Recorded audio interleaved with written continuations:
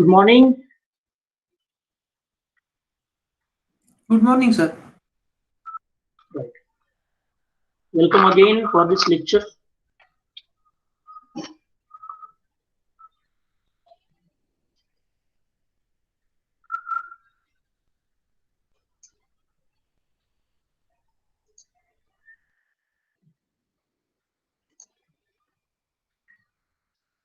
One or 2 minutes we will wait again and then we will start. Today we will discuss the design of cotter joint, which is very much similar to the design of knuckle joint. Similar in the sense the process of design, that is, we identify the various types of failures. We find out some dimensions. There will be few failures wherein you will only cross-check the stresses. In that sense, I will say it's similar.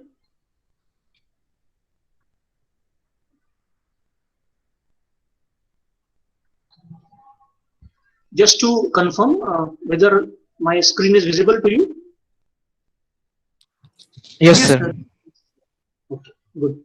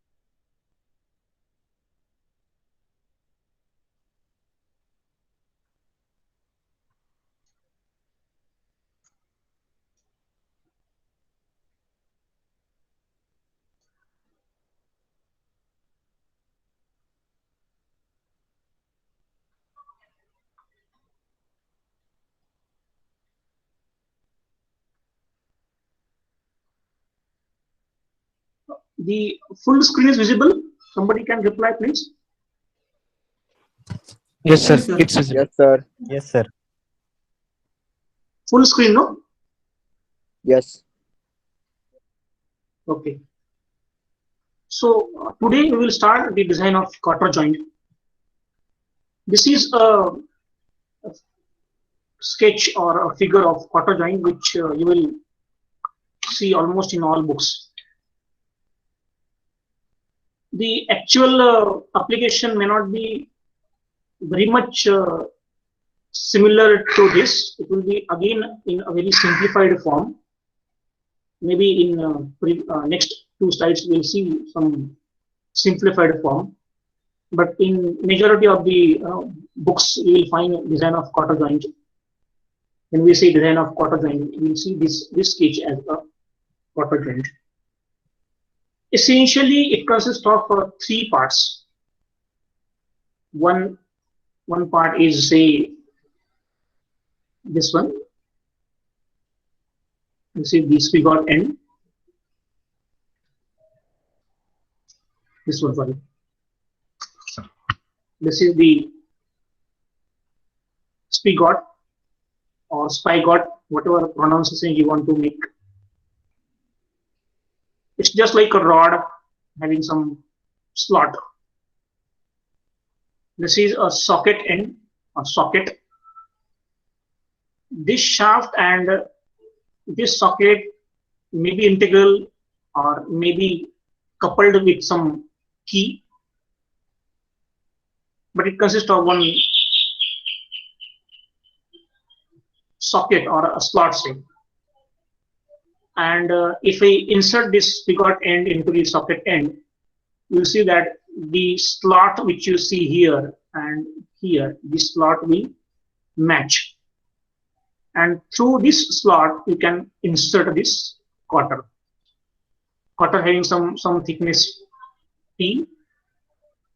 One edge of this quarter is, say, a straight line, and other edge actually is some inclined, or say you can provide some taper. Some taper is provided on the other end. This end there is a taper. The equal taper is also there on this part when you put this taper inside this slot. So this pivot end will be inserted into the socket end so that this slot will get match, and through it we can place this quarter. Since one end or one surface or one edge of the taper of the quarter is taper, that's why it will provide a wedging action. And because of wedging action, this taper this quarter gets fitted inside this slot. With this assembly, if these two parts now, the socket end or pivot end, if are subjected to tensile stress, then we want to design the dimensions so as to sustain this tensile stress. This is a statement of problem in general. This is a cut view of this quarter joint in assembled position. As I told you that the actual application may be in little simpler form. This is actually a example of quarter joint mentioned as joint between the piston rod and crosshead. Piston rod and crosshead. This is piston rod. This is that crosshead which is responsible to join this connecting rod and the piston rod. Now there you can see that one rod, this is other rod. You can simply place one sort of one pin or a quarter. Better we call it as quarter. You'll have one hole in this part, one hole in this part, and you can simply join it so as to get these two holes coaxial rather, and through which you can place one quarter, right? And this will be then, because of wedging action, because of taper provided to this quarter, it will get fitted inside this, and so as to get a required joint between these two components. This is a simpler form of a quarter joint. Another simpler form which you will generally observe in two-wheelers also, sometimes, which is very familiar. This you can think of one component, and this is another component, and they are to be assembled. You will provide one hole into this component, another hole into this component, and you will assemble it in such a way that these two holes remain coaxial, and through which you can place one pin or a quarter which is taper, which is having some taper on its surface, and this you can simply hammer it into this coaxial holes, and thereby having the joint between these two. Since it is hammered, if you want to dismantle it, you can, from the other end, you can simply again hammer it so that this will come out of this. This is a simpler arrangement of the quarter joint. When we design the quarter joint, we will consider this figure. With respect to this arrangement, we will try to design the various dimensions. And once we understand this, for any simpler arrangement, then we can find out the dimensions. This is one view which is shown in the two-dimensional form, assembled position, two-dimensional assembled position, which where quarter is in place. You can see now one end is provided with the taper. Though this figure actually is, this taper is little exaggerated. This much taper is not provided. The taper is very narrow, you can say. Generally taper is, suppose if this is one straight surface, and if I provide this taper to this surface, the taper provided is generally 1 in 32. 1 in 32 means in a length of 32. What is the meaning of taper in 1 in 32? If this length, if it is 32, if this is some, say, 40 mm, this will be equal to 39 mm. So 1 mm difference is there in the thickness in a length of 32. So therefore, if we have got a length of 64, if this is 40, then this will be 38, because for each 32 mm length, you are providing the 1 mm taper. This is the meaning of 1 in 32 taper. So such taper is provided, and here this figure is actually little exaggerated. Taper is little exaggerated, but it's okay. To understand the assembly, this is shown. Again, this is a cross-sectional views of the socket end, the spigot end, and the quarter. We'll focus on this diagram actually, this one. Just to try to give the names to this. This is diameter D, this is a rod end, diameter D. So this is also diameter D. D1 is diameter, which is outside diameter of socket. If I label it, what is D1? D1 is outside diameter of socket. D2 is diameter of spigot.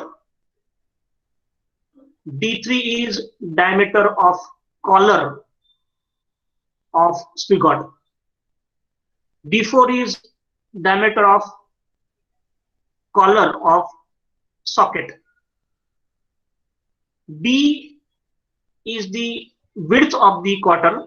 Now, as I said, the quarter is taper. That's why you will not get a same width along all sections. But this width is actually a mean width, you can say. Mean. This is a mean width, because width is not same for the length of the quarter. This is somewhere at the center, B. This is another dimension which is actually required, A. Distance between the end of the rod to the start of the slot in the spigot is A. Similarly, one more dimension we require, which is not mentioned actually, I mentioned now. This is actually a distance C. A, B, C, this way. With this notations, we'll try to design the quarter joint.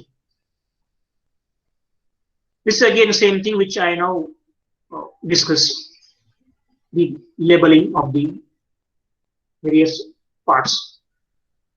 We will go through this type of equations. Tensile failure of equation of rod, tensile failure equation of spigot, tensile failure of socket. Then we will find some empirical relations. So there are some failure equations and there are some empirical relations. With the help of these two, that is failure equations and the empirical relations, we will try to find out the dimensions of the quarter. The very first thing is a tensile failure of rod, because the application itself is meant for that.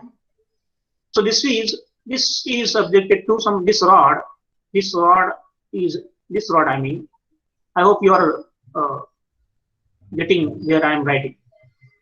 This rod is subjected to tension. Obviously, then if one has to find out the equation will be equal to sigma t, because tensile stress is equal to some force divided by cross-sectional area. Now, by this time, you must be now familiar with all these terms and all these equations. Force by area. Area is pi by 4 d square, where d is this cross section of this. I mean, diameter of this. This is diameter of d of this. So sigma t is equal to force upon pi by 4 d square. Since d is not known at this stage, therefore we equate this to permissible stress. So this will be permissible stress. Permissible will be known to us because in actual statement of the problem, the material and its SYT and factor of safety will be given to you. So accordingly, sigma t permissible will be equal to SYT divided by factor of safety. So this is known quantity. We equate this induced stress to sigma t permissible. So sigma t becomes known value. P is always known because it's a load on the application.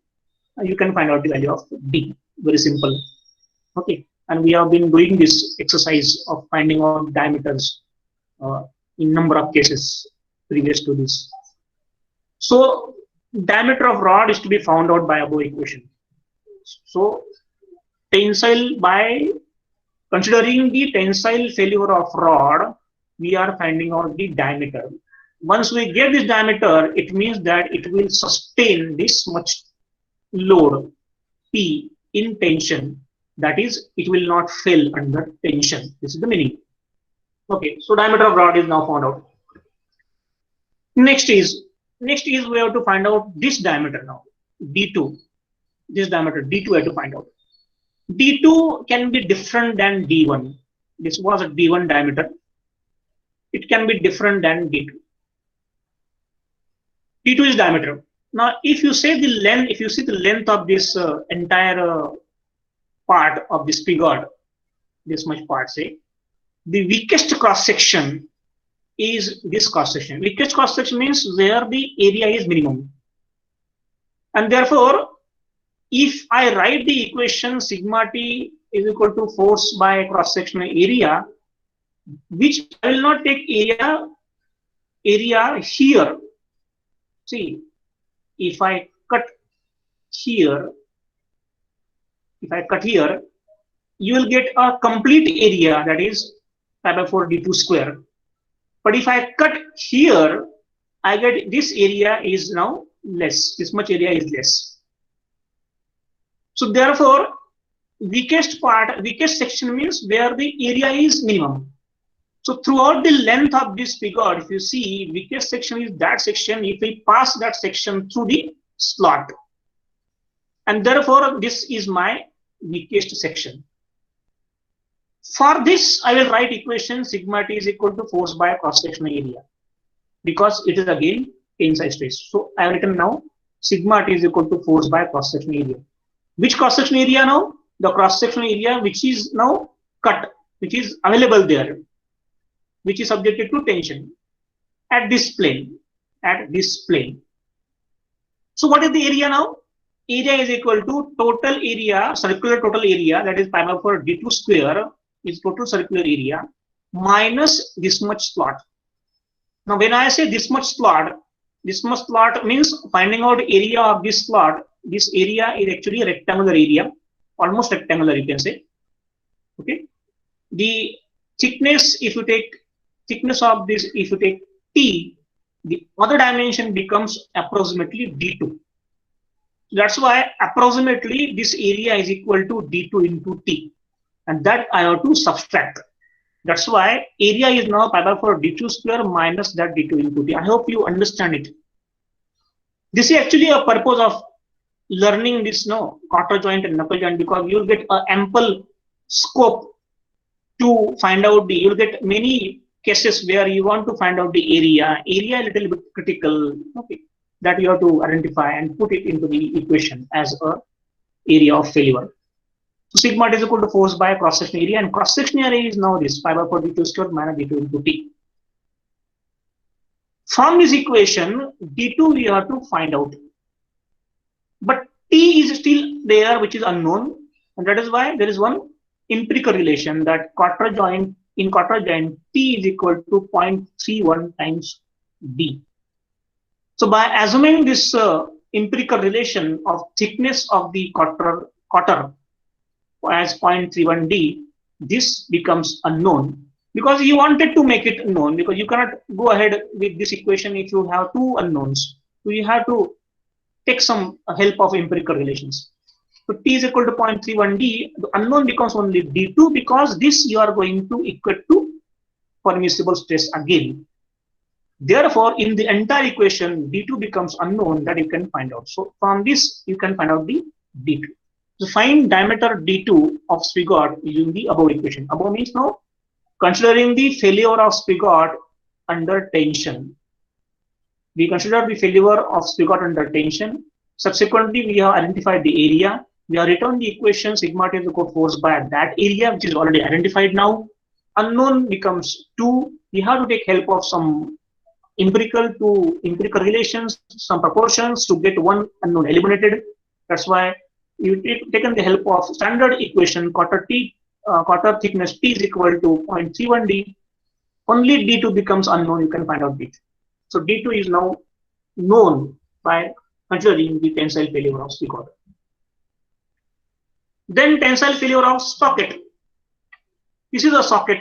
So tensile failure of socket. Again, I am going through a weakest cross section. I am not passing a section through this. No, this section I am not considering, because if I consider this section, I will not get this slot, because if I pass a section through slot, I get a minimum area. That's why section is passed through this slot. Now, if you see how much area under tension, the area which you see in the hatching portion, hatch area is actually a area under tension. How much that area is? That area is the outer diameter is equal to d1, the inner diameter is equal to d2, right? That's why first set is pi by 4 d1 square minus d2 square. This becomes this area. It means this area, if you want to find out this entire area where outer diameter is d1 and inner diameter is d2, this area is pi by 4 d1 square minus d2 square. But again, this area you want to subtract. This much area you want to again subtract. This and this area. Again you want to subtract. Now how much this area is, which you want to subtract now? This area is approximately d1 minus d2 divided by d1 minus d2. So if you take d1 minus d2, this much diameter, this much length, and this much length you get if you take a d1 minus d2 into thickness, we'll get the addition of these two areas, this one and this one. So that you want to subtract. That becomes minus d1 minus d2 into t. That area we will subtract. So it becomes area. Equation is of tensile failure. That's why sigma t is equal to force divided by cross section area, which is the weakest cross section area. Weakest cross section area, which just now we found out. Okay, so equation becomes sigma t is equal to p upon this area. Now again, if you see t, we already found out by using some relation. d2 in the previous failure, in the previous slide we found out d2. d1 only becomes unknown. So, and sigma t you equate to permissible. If you equate this to permissible, in the entire equation, d1 becomes unknown. That is outside diameter of socket, and that you can find out. So find outside diameter of socket d1 using this tensile failure of socket. So by this time, again d1 we found out, d we found out, this d1 we found out, this d2 we found out, this d is found out. Remaining are d3, d4, a, b, c. These dimensions are required. d3, d4 and a, b, c these dimensions are required. Now again, there are some proportions to be used. The collar diameter, this collar diameter of this socket of the spigot is 1.5D, and this is very much similar to a knuckle pin. If you remember, in the knuckle joint we had got something called as a knuckle pin. If you remember, if this diameter was a D, this diameter we had taken equal to 1.5D. On similar lines again, if this is equal to D, this is equal to 1.5D. So D3 is taken as 1.5D, and D4 is taken as 2.4D. Now, in some cases, this may vary from book to book. Sometimes you may get 2.5 or 2.6, etc. Okay, I am using the reference of Bhandari, machine designed by V.B. Bhandari. I am using that as a reference for this unit number 1 especially. Okay, so D4 is taken as per that reference. D4 is taken as 2.4D. So D4 and D3 are now considered using the empirical relations. So D3 is diameter of spigot, D4 is diameter of the socket. Both are found out by relations. D3 is equal to 1.5D and D4 is equal to 2.4D. So this ends with the D3, D4. Now remaining are ABC. ABC has got some relations. A is this much distance. We require the distance somewhere further. C actually is distance. This figure actually not very precisely drawn. But if I go back, this is actually C. This much distance is C distance. That is the end of the slot to the end of the socket. This is distance is C. So that A is equal to C is equal to 0.75 D. This is again empirical relation we have to use in this. This is our, if you ask me why they are used, these are some standard procedures to design the quarter joint. Okay, because even in the very first lecture we had mentioned that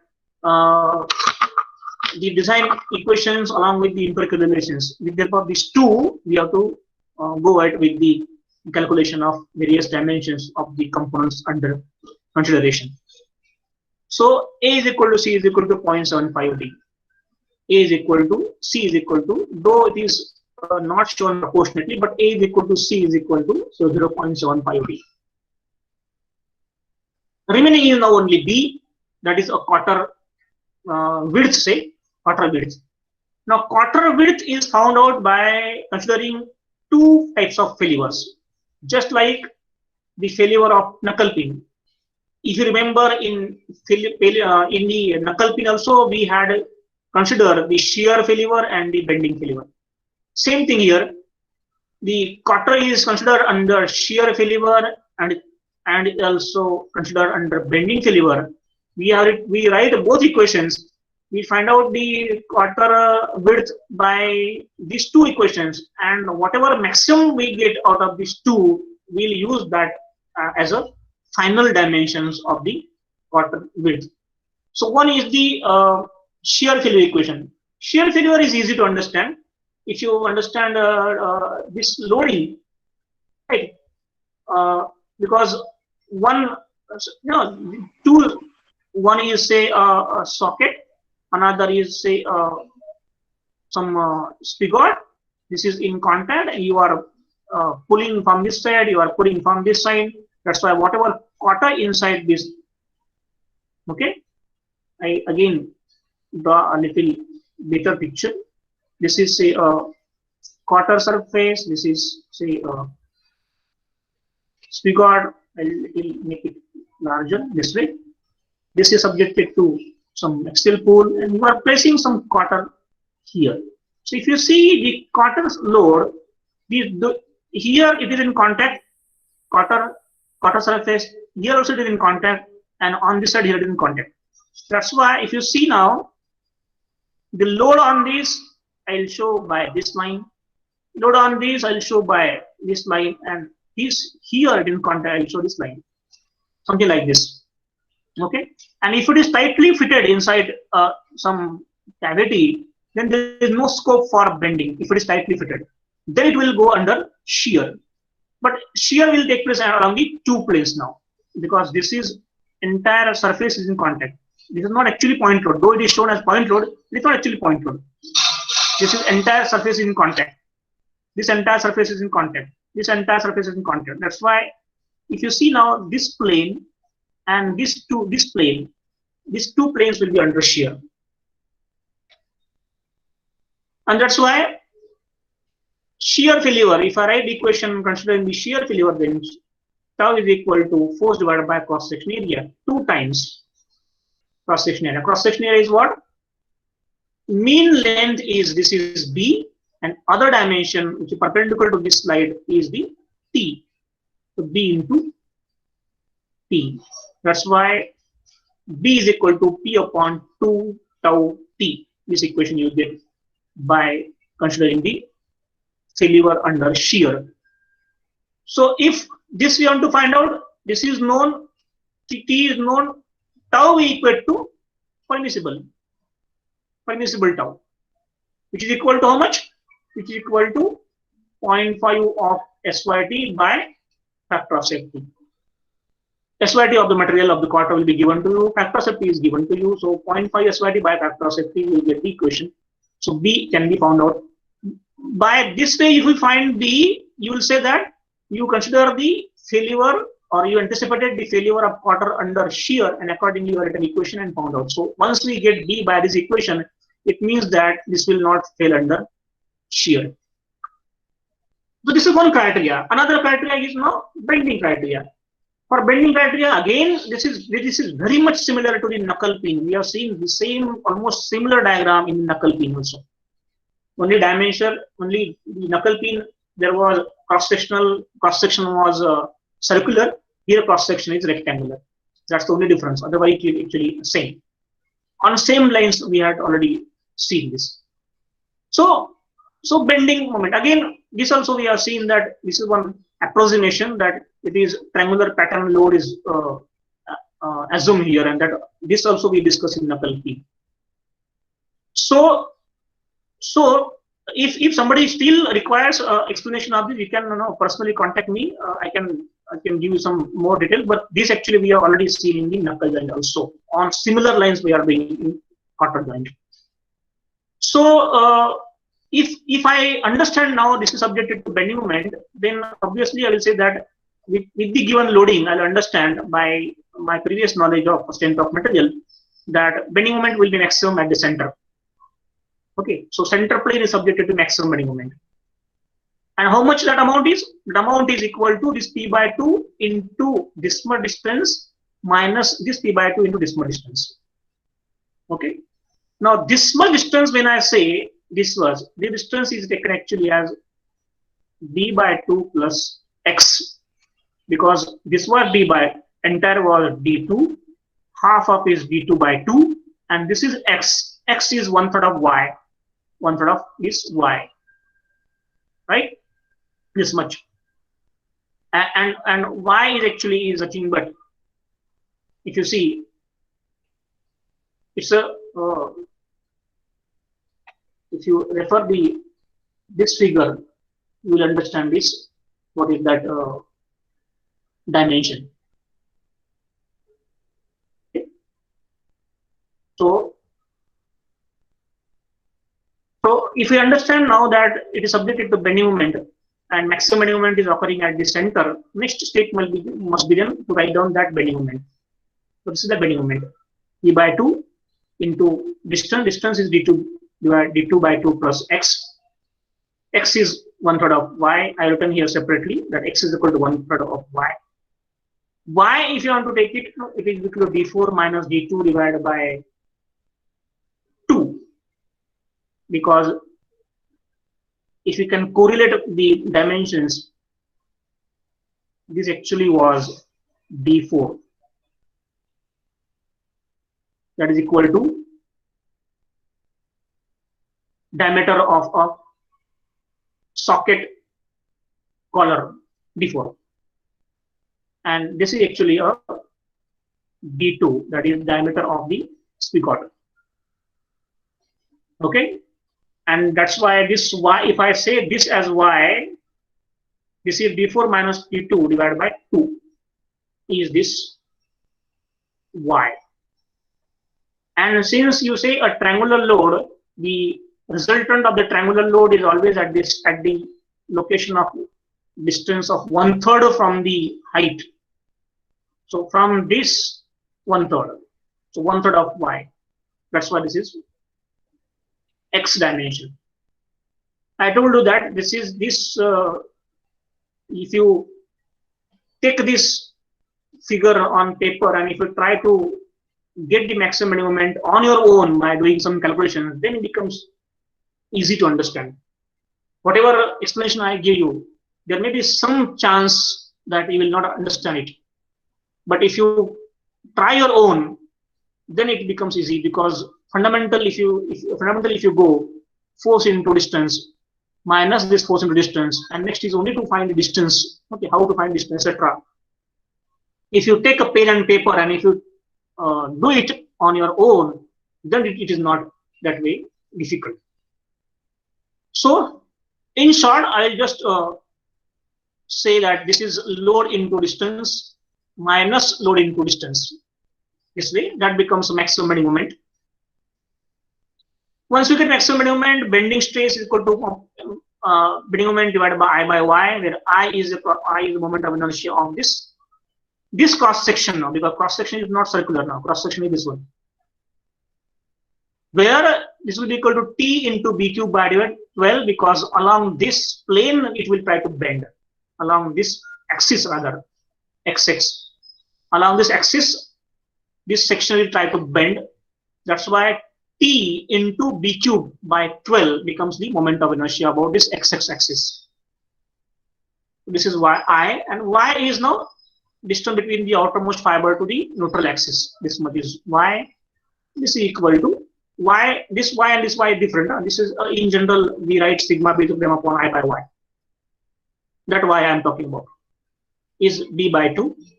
So we get the, putting all this into the equation, value of an equation of mb, equation of I and y, and then some simplification, you get this equation. You get this sigma b to m upon I by y, so you get something like this. Okay, same thing now is here, simplified form, because in that now finally you want to find out the b. As I told you that this you have to do on your own. If you do it on your own, it becomes very easy. Okay. Now the point was that we wanted to find out the diameter, when we wanted to find out the quarter width b, and that is considered by two ways. One is by shear consideration, other is by bending equation. By these two equations, we find out the value of b, and whatever more maximum value out of these two we'll get, that will be our values. It is written here. Whichever is maximum between these two, we will select that value, and that will be our final b value. If you see now, so far we are already we already gone through or found out all dimensions. We found out d1, d2, d3, d4, d1, d2, d3, d4, a, b, c. These dimensions actually we wanted to find out, and those we found out. Okay, so these are some necessary equations or necessary failures which we have to consider to find out those dimensions. In this slide, there is one something is mentioned. Just see. In some cases, the dimensions of quarter joint are calculated by using the empirical relationships without carrying out detailed stress analysis. This is all happen. It happens in not only in quarter joint, but it happens in many cases. In industries, or even that in industries sometimes detailed stress analysis is not done, but rather some thumb rules, some previous some experience, some charts, some standard charts. With the help of these charts, with the help of some standard empirical relations, the dimensions of the various components are found out. This is a usual practice even in industries. But this is not our. We will not go with this in the beginning, because we are finding out our aim is in this subject is to understand the different types of failures, and then with the consideration of different types of failures, finding out the various dimensions. That is our intention. But then this slide mentioned that if it is not done, then there are some ways to find out or to fix the dimensions of quarter joint by considering some standard proportions. So those standard proportions are mentioned here. Frankly speaking, this is not required for us time being, because we are all using the fundamental equations to find out the dimensions. Here and there we use some standard proportions, but not 100% cases. 100% dimensions we don't find using the standard proportions. So this is that slide. This is which I actually already mentioned, that when we say taper is equal to 1 in 20, say 1 in 20 taper. So in 20 mm length, the diameter is reduced by 1 mm. That is the meaning of the taper on one surface. Taper is on one surface. So here one diameter, here also one diameter. Okay. In our case, the taper was on the rectangular plate. Okay, it was not diameter. Okay. So with this now we found out the all required dimensions of the quarter joint. So this is one set of equations where we use those equations. We anticipated the failures and we use the equations corresponding to the failure, and we found out some dimensions of the quarter joint. And another set is now where you want to find out the stresses. Only stresses, I mean check stresses. You all finalize the values of dimensions. Using those dimensions, you want to find out the check stresses. For example, there are now in this quarter joint, there are four stresses to be checked. One is shear stress in spigot, crushing stress in spigot, shear stress in socket, and crushing stress in socket. These four stresses are there. So first among these four is shear stress in socket in this spigot. You just consider now this figure. In this figure, if you place the quarter, now this is quarter is placed inside this. Quarter is placed, right? If you place the quarter now, right, and imagine that quarter being fixed relatively. If you pull this, what will happen? This surface will be under crushing, one failure, or even this can come out of this like this one. So this is one anticipated failure, that whatever portion, whatever material if you see here, the entire material, this material I mean, the entire material will be sheared out. This material, the figure is shown. This is a failure figure. Failure is seen here. So this entire part can come out. Now what this is nothing but a failure, shear failure. Because why shear? Because there is a sliding of the planes. Whenever there is sliding of planes, you call it as a shear. So this is a shear. Now if I ask you what is area of shear? Area of shear is this area and similar area on the back side is the area under shear. And what is the equation of this area? What is the area? Area is the D2 is one dimension, because it's a rectangular area. One dimension D2, other dimension is A. So A into, because this much area is, this much was A. So A into D2 is the area of this rectangle. And similar area on the back side, because it's in double shear. Two surfaces are sliding. So that's why 2 into A into D2. It's very simple to understand. How we could the force upon cross-section area. Right? Now, why I am saying checking? Because we already found out value of D2, we already found out value of A. That's why this you can find out this. You get some number if you execute this equation. If you get some number here, this should be less than tau permissible. If it is less than tau permissible, the selection of D2 and A, so far what we did is correct. That's why it is called as a checking of stresses. So now, by putting value of A and D2, if you get some number, if that number is less than tau permissible, it means the shear stresses are not beyond permissible. It is safe under shear stress.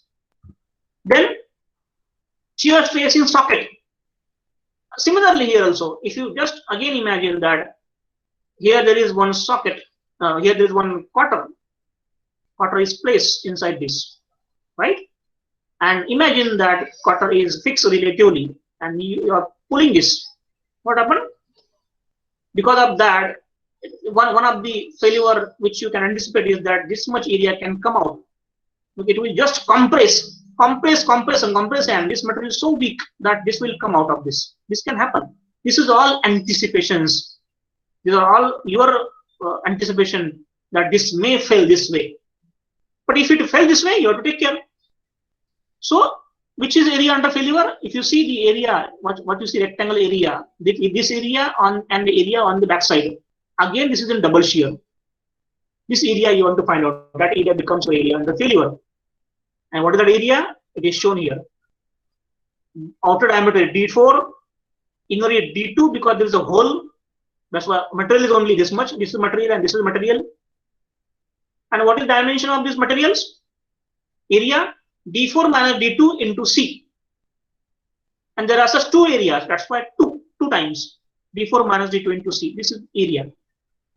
Again, I am saying this is checking because D4 already found out, D2 already known, C already known, P known. But you get some number. That number which you get should be less than what? Should be less than tau permissible. If it is less than tau permissible, then your calculation so far or selections of the D4, D2, C is correct. It will not fail under shear. Socket will not fail under shear. This is the meaning. Okay. So therefore, this is a shear stress in the socket. Now remaining two stresses: crushing stress in spigot and crushing stress in socket. Crushing stress. Crushing stress is one step ahead of the one step before the shear. It will only crush. Again, imagine that this is one quarter is placed here. Okay, quarter is relatively fixed. You are pulling this. What happened? Along the surface, along the thickness of this quarter, the length of which is in contact with the diameter, those surfaces will be pressed against each other, and that press against each other, that surface actually is P into D2. If you clearly imagine this area is nothing but D2 into T. That area can compress or crush P into D2. So once we understand that this is a crushing area, sigma C is equal to force upon cross P into D2. T is known, D2 is already known, we get some number. This number should be less than permissible, sigma C permissible. Who will define permissible? In normal cases, permissible stress sigma C is actually equal to SYC divided by a factor of safety. But SYC is generally not given, we take it as SYT divided by a factor of safety. So this ultimately, this number should be less than SYT by factor of safety. Now, in crushing, you always take one care. Crushing always takes place between two materials. That's why if you have got different materials, if you have got SYT of quarter and SYT of say spigot, these two materials are, if are different, you take SYT of that material which is weaker. It means which is less value. SYT is less. If SYT is less, that of any material, this SYT you have to take. Lesser quantity you will take here because lesser is weaker. Right? Because it will fail first. That precaution you have to take in case of crushing. So you get some number, it should be less than the permissible. If it is less than permissible, the selection of P and D2 is correct, we'll go ahead if it is correct. Remaining is crushing stresses in socket. Again, on similar lines, you can just understand it. This is some socket, so this is some cotton. Just imagine that is relatively fixed. You are pulling it. What happens? If you see this surface of the quarter, if I just again redraw that quarter, okay, this surface of the quarter will be pressed against the surface of this socket. Okay, and how much length it will be? It will in contact. It will be length d4 because diameter is d4.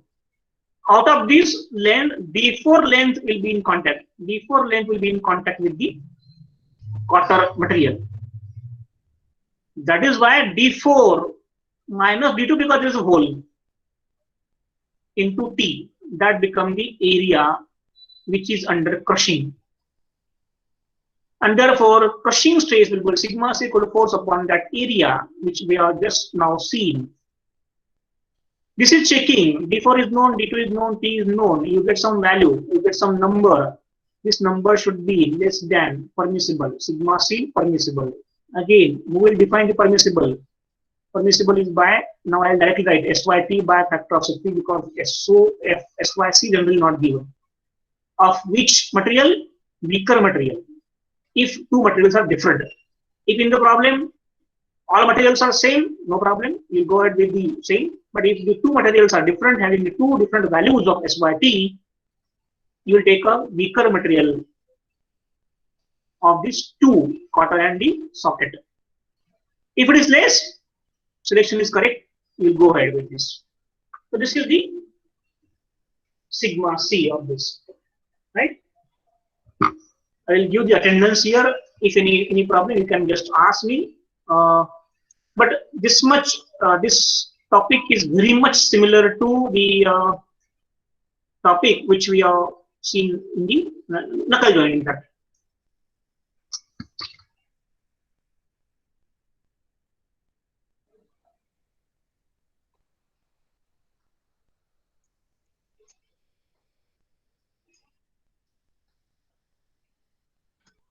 I am giving attendance in the chat box.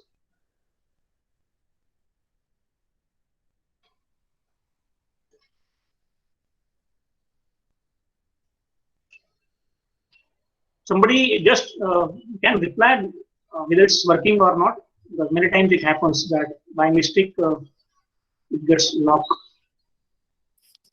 Yes, sir, it is working. It's working, no? Good. Yes, sir. Okay. Right. So this is all about the quarter joint. Almost we finish the 80-90% of the unit number 1. From my end, there are something to be done from your end. You have to solve some numericals. Okay. Right. Maybe I can give you some assignment. All will be through Google Classroom only. You will have to upload in the Google Classroom only. Right. If there is any problem, you can just ask me any difficulty so far what we discussed today.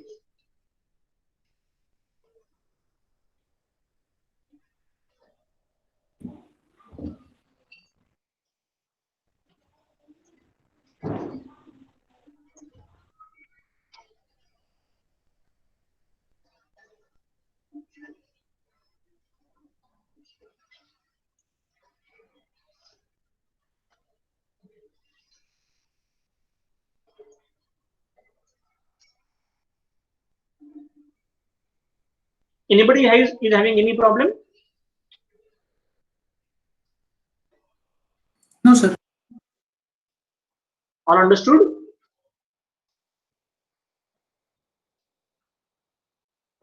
Yes. Okay.